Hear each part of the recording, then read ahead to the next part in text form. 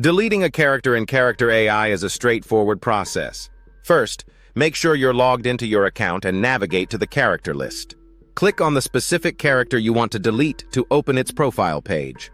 Within the Profile or Settings page, locate the Options or Settings menu, often represented by an icon or a drop-down.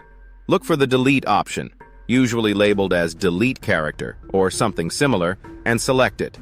Before you confirm the deletion, ensure you really want to remove the character, as deletion is typically permanent and cannot be undone.